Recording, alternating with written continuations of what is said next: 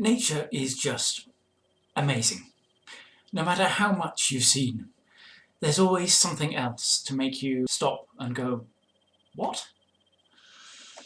So today we're going to look at something that did that for me. The Pallid Carrier Shell.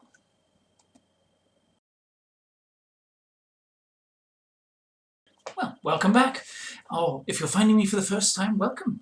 I'm a paleontologist and general naturalist and interested in all sorts of things relating to life. So I cover interesting news stories, give my own take on perspective on them, and also introduce you to things you may not have come across.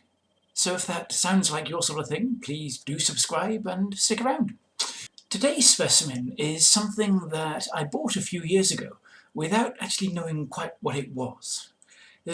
If you go looking around charity shops, you often find lots of Victorian fantasies. So things like, shells stuck together, random bits of coral or anything they felt like glued onto each other just to make a little ornament. And so when I saw this available, I thought, well, that's exactly what they've done there. But the thing is, the thing that's stuck on the top is a sponge. It's called Farrea.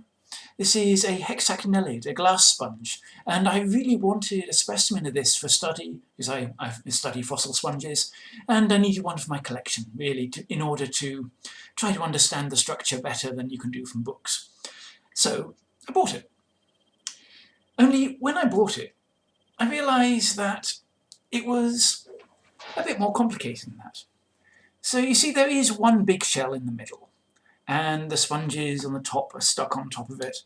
And then there are lots of other little smaller things, other shells, serpulid tube worms, all sorts of things just stuck over the surface. It looks a bit haphazard, really. But then when you look closely, you realise that these shells around the edge are actually embedded in the shell.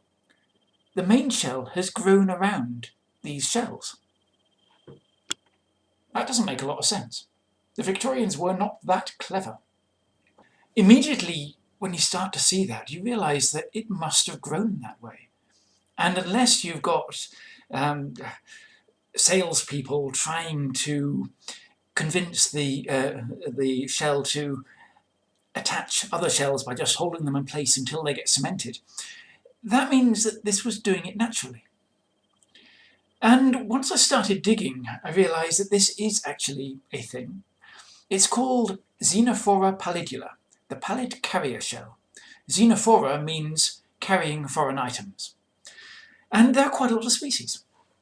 And this particular species, well, it starts off by attaching a sponge, or two sponges, of Farrea, this hexacnellid, onto its early growth stage shell to use as camouflage. So it's got a mantle, it's got the soft tissues like an ordinary sea snail, and it uses them to actually hold in place a sponge on the top of its shell while it cements it onto its own surface. It then carries on doing that, and it picks up random bits of coral and so on, but also these long conical shells.